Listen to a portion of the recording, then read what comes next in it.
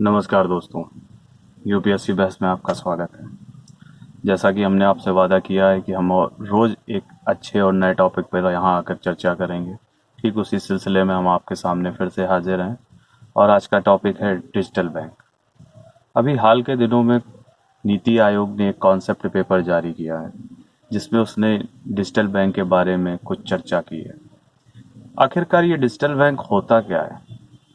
Digital bank एक ऐसा platform है जिसका कोई भी फिजिकल ब्रांच मौजूद नहीं होती है। ये सारे तरीके के लेन देन, डिपॉजिट, लोन वगैरह सारी बैंकिंग सुविधाएं प्रदान करता है। ये पूरी तरीके से ऑनलाइन पोर्टल के थ्रू काम करता है।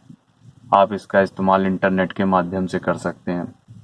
और इस डिजिटल बैंक को ही, जैसा कि अभी तक हम लोग बैंक के पास जाते हैं अपने लेन देन या लोन वगैरह के लिए, यहाँ पर बैंक खुद ही ग्राहकों के पास तक पहुँचता है, क्योंकि ये पूरी तरीके से इंटरनेट पे सर्विस पर बेस्ड होता है। नीति आयोग का मानना है कि देश का जो पब्लिक डिजिटल इंफ्रास्ट्रक्चर है, जो कि यूपीआई के तौर पर देखा जाए तो यह प्रदर्शित करता है कि कितनी भी बाधाएं आए पर अगर आप चीज़ों को सुगम बनाना चाहते हैं तो ये मुमकिन है। हमने यूपीआई जब लागू किया था, यूनिफाइड पेमेंट इंटरफेस, तो तब हमने ये नहीं सोचा था कि समय ऐसा भी आएगा कि इस माध्यम के थ्रू हम 4 लाख करोड़ रुपए का ट्रांजैक्शन कर सकेंगे। अभी भी आरबीआई ने डिजिटल बैंक को 100% किसी भी तरीके की छूट या कुछ ऐसा मैं कहूँ कि लाइसेंस दिया, ऐसा नहीं है। हिंदुस्तान में कोई डिजिटल बैंक इस समय रन नहीं कर रहा है। हाँ, पर कुछ बैंक्स हैं जो इस तरीके की कार्यप्रणाली को अपनाए हुए हैं और बैंकिंग सुविधाएं इंटरनेट के माध्यम से लोगों तक पहुंचा रहे हैं। जैसे कि हमारा आईसीआईसीआई का मोबाइल ऐप है आई मोबाइल, जो बैंकिंग सुविधाएं इस माध्यम से लोगों तक दे रहा है। बट बैंक्स टेक्नोलॉजी की मदद से डिजिटल बैंक्स की सुविधाएं लोगों तक तो पहुंचा ही रहे हैं, लेकिन आरबीआई ने अभी इस पर लाइसेंस जारी नहीं किया है। अगर जो नीति आयोग ने कुछ कदम, कुछ सुझाव दिए हैं, अगर हम उनकी बात करें तो जैसा कि नीति आयोग ने बताया है कि जो डिजिटल बैंक्स होंगे वो बैंकिंग रेगुलेशन एक्ट 1949 के तहत ही उनको लाइसेंस दिया जाएगा और उसी रेगुलेशन के तहत वो काम करें। सारे जो बैंकिंग सुविधाएं होंगी वो ये डिजिटल बैंक्स देंगे। इनकी कोई फिजिकल ब्रांच नहीं मौजूद होगी। ये नीति आयोग ने खुद इस सुझाव को माना है और कहा भी इनकी कोई फिजिकल ब्रांचेस नहीं होंगी और टेक्नोलॉजी की मदद से ही ये सारी बैंकिंग सुविधाएं प्रदान करेंगे। इनको एक नाम और दिया गया है चैलेंजर बैंक के तौर पे। ऐसा इसलिए क्योंकि ये पहले से जो ट्रेडिशनल बैंक्स हैं, जो इस्टेब्लिश्ड बैंक है, जो लार्ज साइज बैंक्स हैं, उनको ये टक्कर देंगे, तो इनको एक नाम चैलेंजर बैंक का भी दिया गया है। जैसे कि हमारे यूके में और दूर दराज देशों में, चाइना में भी कई तरीके के इस तरीके के डिजिटल बैंक्स मौजूद हैं। उनमें से एक दो के एग्जाम्पल हैं। स्टारलिंग बैंक है जो कि यूके का है, और आपका माई बैंक है जो कि चाइना का है। ये सारे डिजिटल बैंक्स हैं जो वहां पर मौजूद हैं और रन कर रहे हैं और काफी अच्छे तरीके से वर्क कर रहे हैं। अब जानते हैं कि जो मोड होगा ऑफ डिजिटल बैंकिंग का वो क्या होगा। कितने तरीके के मोड्स होते हैं डिजिटल बैंकिंग में। पहला होता है फ्रंट एंड बैंकिंग होती है, फ्रंट एंड ओनली या नियो बैंकिंग जिसको कहते हैं। ये इस तरीके के बैंक्स होते हैं, यहाँ पर जो आप जो फील्ड में लोग आ रहे हैं वो ट्रेडिशनल बैंक्स के फंड से ही काम करते हैं। उनका अपना कोई फंड नहीं होता है। वो सारी बैंकिंग सुविधाएं प्रदान करते हैं आपको, लेकिन इनका अपना पर्सनल कोई फंड नहीं होता और ये उस पे एक तरीके से डिपेंडेंट होते हैं ये ट्रेडिशनल बैंक पर, और उनसे जुड़कर सारी बैंकिंग सुविधाएं मुहैया कराते हैं। जिस तरह जैसे कि डिपॉजिट हो गया, आपका लोन हो गया। इनके एग्जाम्पल हैं आप जैसे रेजर पे एक्स हो गया, इंस्टेंट पे हो गया, आपका ओपन हो गया, नियो हो गया। ये सारे जो एग्जाम्पल हमने बताए ये नियो बैंकिंग के हैं। आपका जैसे फ्रंट एंड ओनली कहते हैं, फ्रंट एंड ओनली बैंक। और इससे आगे बढ़ते हैं तो दूसरा जो बैंक का मोड होता है वो होता है लाइसेंस्ड या डिजिटल बैंक। जो लाइसेंस्ड बैंक होते हैं, जैसा कि हमने आपको बताया कि आरबीआई अभी कोई लाइसेंस नहीं जारी कर रहा है, इसलिए हिंदुस्तान के अंदर कोई भी डिजिटल बैंक ऐसा नहीं है।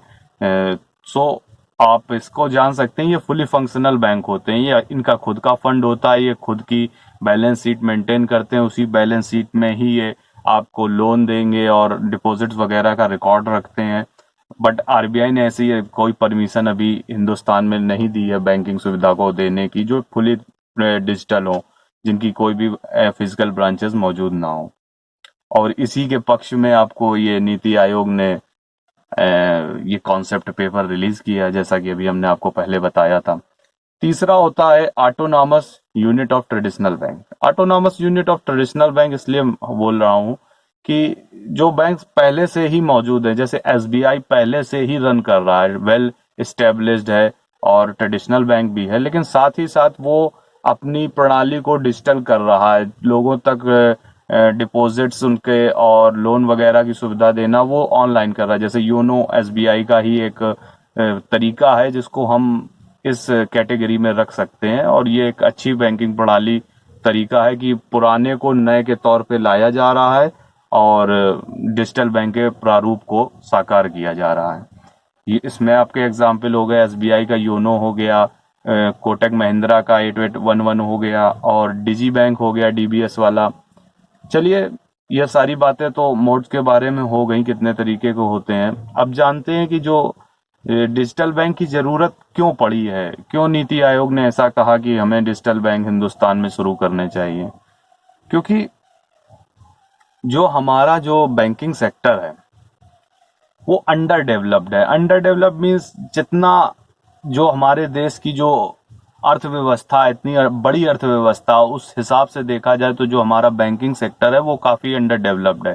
वो जरूरी नहीं है, क्योंकि इकोनॉमिक सर्वे 2019-20 की जो इकोनॉमिक सर्वे आया था उसमें ही बताया गया था कि जो हमारे बैंक्स हैं वो हिंदुस्तान की अर्थव्यवस्था के मुकाबले काफी छोटे हैं, और जिसके कारणवश जब उनका तुलना करी गई, ग्लोबल स्टैंडर्ड पे देखा गया, तो जो हमारे देश का सबसे बड़ा बैंक है एसबीआई, वो 55th पोजीशन पे स्टैंड करता है ग्लोबल बैंकिंग सेक्टर के तुलना में देखने पर।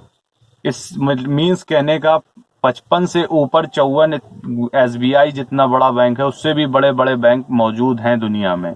चाइना में, यूके में, यूएसए में बड़े बड़े बैंक हैं जो उनकी पूरी अर्थव्यवस्था को हैंडल कर सकते हैं, पर अपने हिंदुस्तान की इतनी बड़ी अर्थव्यवस्था होने के बावजूद भी हिंदुस्तान के अंदर बैंकिंग सेक्टर में अभी बहुत कार्य करना बाकी है। Poor status of public sector bank. Poor status क्यों? क्योंकि जितने भी लोन वगैरह जो हो रहे दिए जा रहे हैं पब्लिक सेक्टर बैंक्स के, वो रिकवर नहीं हो पाने के कारण बहुत ज्यादा एनपीए बन रहा है, जो कि एक कारण है बैंकिंग सुविधा में सुधार लाने का बहुत जरूरत है। अगर हम डिजिटल बैंक्स को लाते हैं तो शायद कार्यकुशलता जो पब्लिक सेक्टर बैंक्स की है वो इम्प्रूव होगी और चीजें अच्छी होती चली जाएंगी। और अब चलते हैं, जानना चाहेंगे कि जो ट्रेडिशनल बैंक है और जो डिजिटल बैंक है, ऐसा क्यों कहा जा रहा है कि डिजिटल बैंक को लाया जाए। तो कुछ तो बात ऐसी होंगी जो ट्रेडिशनल बैंकों को झेलनी पड़ रही हैं परेशानियां, जिसकी वजह से नीति आयोग ने डिजिटल बैंक का जो एक प्रारूप पेश किया है। तो इसका पहला मोस्ट सबसे कारण है कि हाई ऑपरेशनल कॉस्ट होती है ट्रेडिशनल बैंक्स में। High operational cost due to उनका फिजिकल ब्रांचेस होती है, उसे मेंटेन करना होता है, सिक्योरिटीज होती हैं, बिजली का बिल है, और तमाम चीजें हैं, कन्वीनियंस चार्जेस हैं, जो वहाँ पे अधिकारी आ रहे हैं उनके लिए सुविधाएं हैं। तो ये सारी काफी चीजें हैं जो उसकी ऑपरेशनल कॉस्ट को हाई करती हैं, जिसकी वजह से हम लोगों को लोन और ये सारी चीजें काफी हाई रेट पर मिलती हैं। दूसरा बड़ी बात है कि बहुत कम ध्यान देते हैं ये लोग इनोवेशन पर, जो बैंकिंग सर्विसेज को अच्छा कर सके, अच्छी टेक्नोलॉजी दे सके। Due to more operational cost, पैसा ही नहीं होगा बैंकों के पास तो और नए इनोवेशन पर क्या ध्यान देंगे वो, ये भी एक बड़ा फैक्टर है।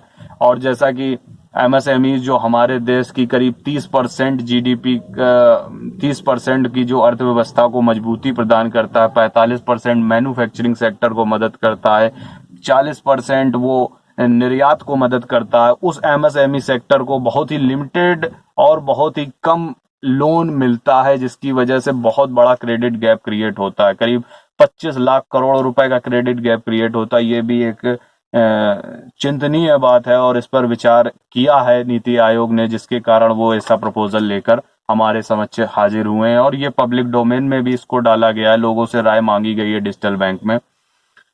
हायर एफिशिएंसी होती है डिजिटल बैंक्स की। क्यों? क्योंकि जब इनकी ऑपरेशनल कॉस्ट लो होगी, जब इनकी फिजिकल ब्रांचेस ही नहीं होंगी तो ऑपरेशनल कॉस्ट लो होगी, ऑपरेशनल कॉस्ट लो होगी तो इनके पास पैसा ज्यादा होगा, पैसा ज्यादा होगा तो ये कम रेट पे लोगों को लोन देंगे। ये सारी चीजें अल्टीमेट एक नॉर्मल ह्यूमन बीइंग को, जो नॉर्मल आपकी जनता है, उसको फायदा पहुंचाएंगे।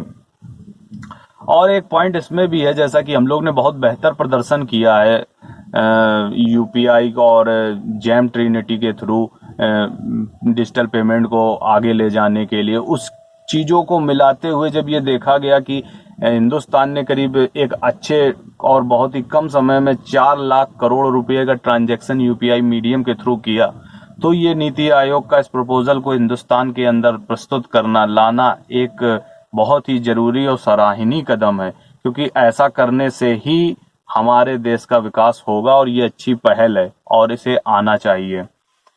अब बात करते हैं कि ये जो डिजिटल बैंक्स होते हैं ये किस तरीके से फाइनेंशियल इंक्लूजन को इम्प्रूव करेंगे। फाइनेंशियल इंक्लूजन मीन्स वित्तीय समावेश। जैसा अभी हमने आपके सामने डिस्कस किया कि भारत में काफी अच्छा परफॉर्म किया है जैम और जो जनधन अकाउंट खोले गए और आपका आधार मोबाइल लिंक किया गया, यूनिफाइड पेमेंट इंटरफेस का इस्तेमाल शुरू हुआ, इन सब चीजों से वित्तीय समावेश तो अच्छा हुआ, पर जो लोन देने की एक तरीका है, जो लोन को आगे बढ़ाने का जो एक जरिया है, वो अभी उतना मजबूत नहीं हो पाया है, जिसकी वजह से डिजिटल बैंक को लाने की तैयारी करी जा रही है। और क्योंकि ये बैंक खुद ग्राहकों तक पहुंचेगा, सबसे अच्छी बात हमको इसकी यही लगती है, क्योंकि ये इंटरनेट के माध्यम से आप कहीं भी हो, यहाँ हो, सीमावर्ती इलाकों में बैठे हो, पहाड़ों में हो, गांवों में हो, कहीं किसी कस्बे में छोटे में बैठे हो, आपके हाथ में मोबाइल है, इंटरनेट कनेक्शन है और आप बैंकिंग सुविधा का फायदा उठा सकते हैं। सबसे अच्छी चीज बात इसकी है। और अब बात करते हैं कि हम ऐसा कर तो रहे हैं, क्या ये सही रहेगा या गलत रहेगा। तो सही गलत का पैमाना हम अपने अनुभव से जानते हैं। तो जैसा कि हम देश विदेश में देख रहे हैं, अनुभवजन्य साक्ष्य मौजूद हैं, एम्पिरिकल एविडेंस मौजूद हैं, जो ये बताते हैं कि डिजिटल बैंक्स काफी सक्सेसफुल रहे हैं, काफी मददगार रहे हैं, काफी अच्छे कार्य करने की प्रणाली को सुदृढ़ कर पाए और आगे भी व्यवस्था मजबूत करते चलेंगे और देश की अर्थव्यवस्था को और बेहतर कार्य करने के लिए और अग्रसर करेंगे। जैसा कि हमारा स्टारलिंक बैंक है यूके का और माई बैंक है चाइना का, इसने काफी अच्छी टक्कर दी है वहाँ के ट्रेडिशनल बैंक्स को और वहाँ के ट्रेडिशनल बैंक को और अच्छा कार्य करने के लिए प्रेरित किया है। प्रेरित करना इन सेंस, अगर कंपटीशन ज्यादा होगा तो जो ट्रेडिशनल बैंक है वो अपने आप को आगे लाएंगे, कार्य प्रणाली मजबूत करेंगे, कार्य कुशलता अच्छी होगी, ये सारे फायदे आपको मिलते जाएंगे। तो ये एक बहुत ही अच्छा और बेहतरीन टॉपिक था। आप लोगों को सुनकर और जानकर और देखकर अच्छा ही लगा होगा। आशा करते हैं कि आपको ये पसंद आएगा।